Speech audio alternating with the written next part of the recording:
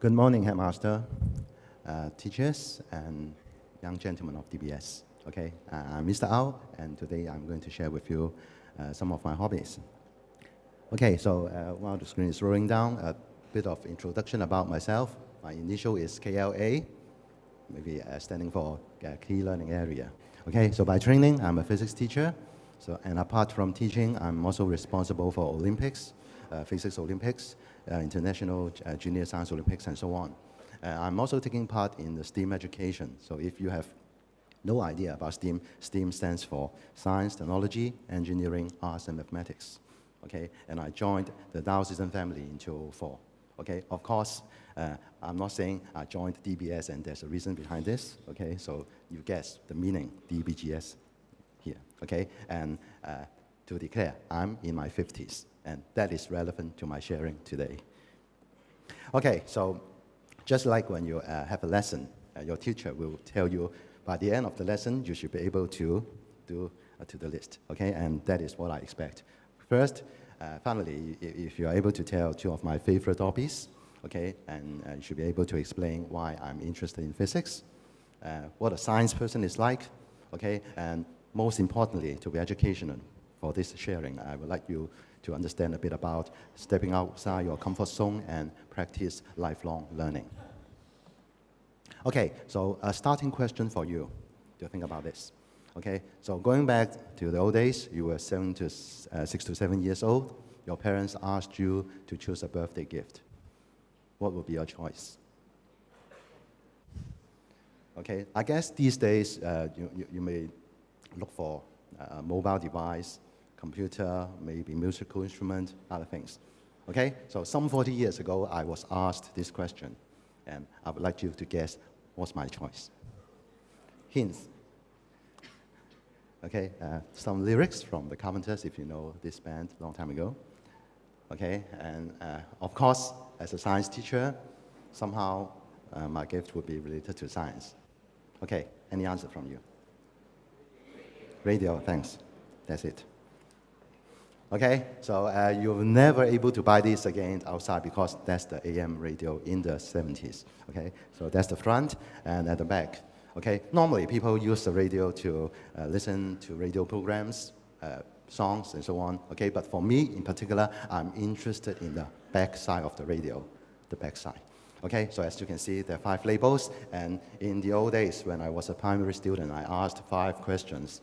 Label number 1, that is actually a speaker, okay? And my question was, how is the radio able to produce sound, okay? And number 2 is the antenna for receiving radio signals. Number 3, that's the switching on and off together with the volume control. Number 4, for tuning radio stations. And number 5 represents the other components, okay? So that's what a science person is like. In my old days, I asked these questions, and I have a tendency to learn science.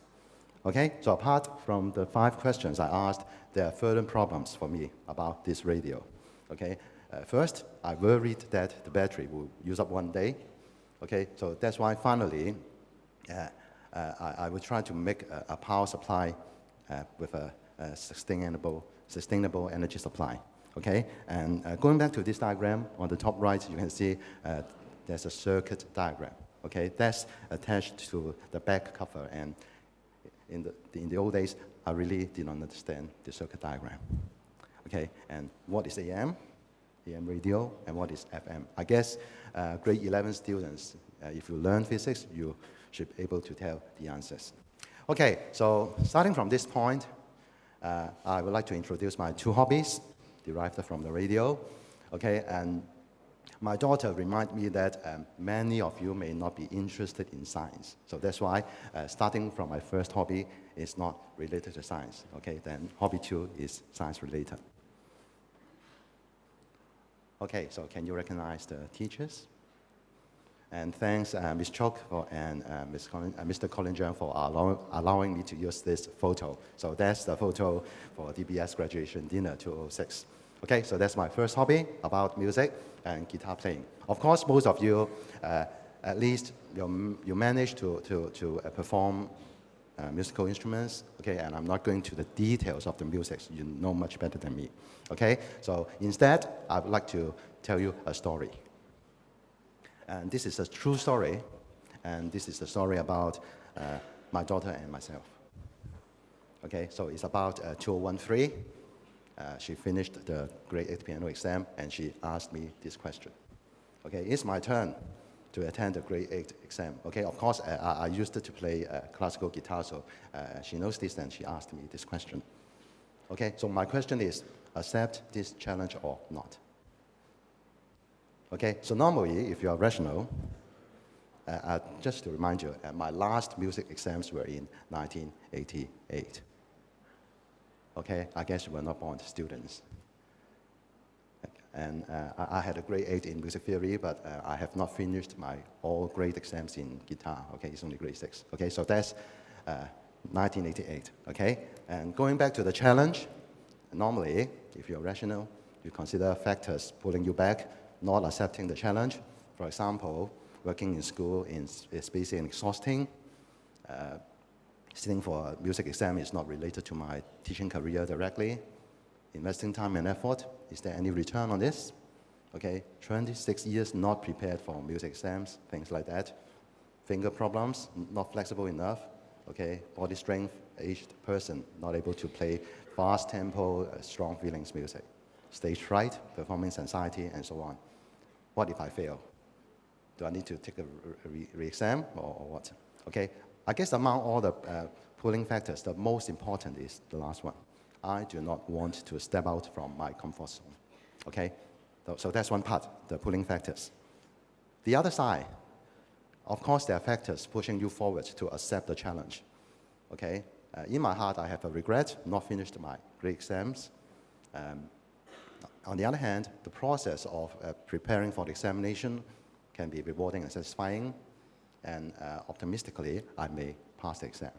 Okay? Then among the pushing factors, the most important, the last two, learn to step out from the comfort zone and practice lifelong learning so that I can set a good example to my daughter and you students.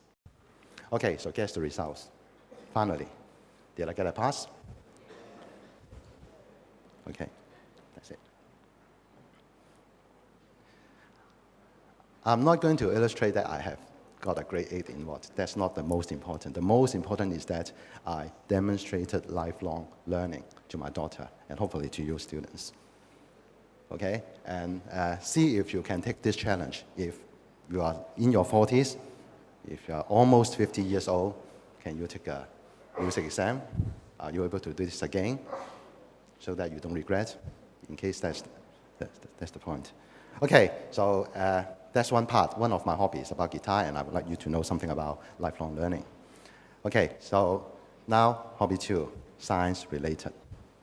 Okay, of course, many colleagues know me that I like electronics and I like doing repairing stuff and things like that. Okay, so that's my second part. Okay, derived from the radio, actually I'm an electronic hobbyist. Okay, so just to show you some of the projects or electronic products that can be produced by a hobbyist. The left-hand side is what we call an electronic dice, 電子式. Okay, so you know a dice, 6 spaces. Okay, instead of using a dice, you throw it and show up a number, you can make an electronic dice. Okay, so that's a blue switch on the right-hand side. Press the switch once. Of course, that circuit has to be connected to a battery. Okay, and then there's a digital display showing you a number from 1 to 6, working like a dice. Okay, and the right-hand side is a FM wireless microphone. It's very similar to the wireless headset used by many teachers in the classroom.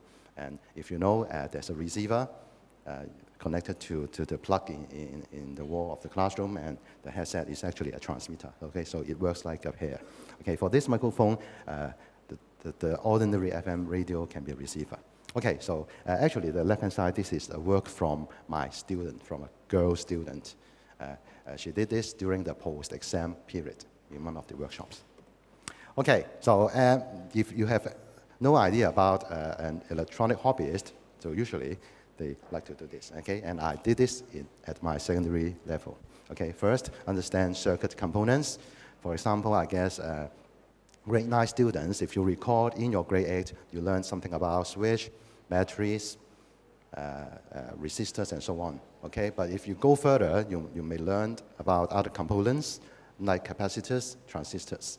Okay, hobbyists like read circuit diagrams, use soldering iron, like the photo on the right, to assemble electronic products. Okay, and the fourth one, like me, I like repair faulty electrical appliances and so on. Okay, of course, at a very high level, you are able to design your own circuits for specific purposes. Okay, so there's a photo in the 70s in my secondary schools. I'm not sure if you can imagine, in the old days, in the classroom, there are no amplifiers, okay? And teachers needed to bring this wooden box with microphone and wires together with the stuff of notes going to the classroom to give a lesson, okay? And this is a kind of amplifying system with a wooden box with a speaker and a circuit inside, and it's one of my hobby, okay? Usually, if you think in the classroom, there's a class captain, there's a flowering captain, flower, okay, girls' school, and I'm the amplifier captain here, okay? Right, so showing you an example how normally a hobbyist, okay, assemble an electronic product, okay? On top side, this is the circuit board, okay, but it's blank. There are no circuit components, and if you can see carefully, there are small holes drilled on the circuit board so that you can insert the components and do the soldering, okay? And that's the back side, okay? So once you've insert those components and solder it, those components are connected electrically properly, okay? Right, and after the process is something like this. Okay, so just I told you I worried about the problem of batteries using up one day. Okay, so that's why one of my product made in the 80s is a power supply. Okay, with a voltmeter and ammeter on the front panel, and just to illustrate a bit, the right-hand side is a switch, switching off power and off, and there's a rotating knob in the middle for adjusting the voltage. Okay, of course, the red and black terminals, you get electrical power from it. Okay, so at this point, together with the STEAM concept that some of you may be aware of, and I would like to illustrate, this is actually very much like a STEAM process. Say, first step, I identify problems, the problem that the battery will use up one day and I need to have something to give us sustaining power. Okay, you also have design thinking in STEAM. For example, if you design the front panel, where to put the switch, where to drill the holes, to put the terminals, where to put the fuse box, and so on. Okay, so you need to have good enough science knowledge, scientific knowledge about the working principle behind those components. At the same time, you need to be hands-on, practical, so that you can drill the holes, you can do the soldering, and making the final thing. Okay, safety concern, electric shock, possible, okay, and aesthetic values.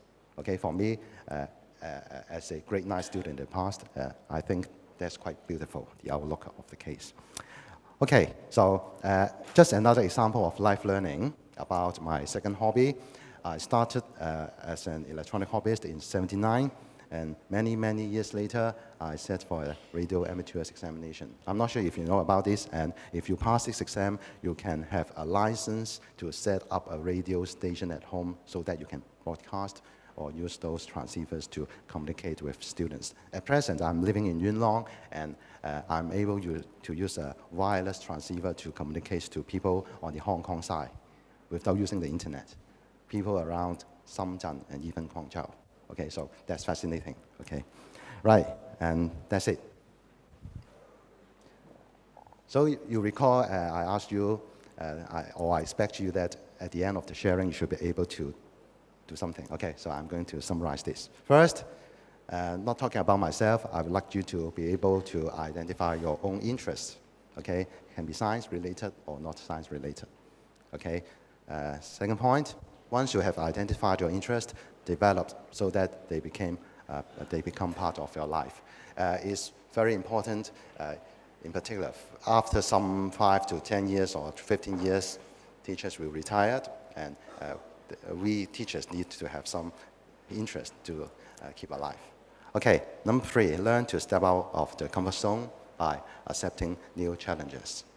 Okay, so at present you can accept different challenges in school, academic side, sports side, or music side. Okay, and then if you are in your 40s or 50s, accept challenges again. Okay, and finally, practice lifelong learning and set good examples to future generations. That's it. Thank you.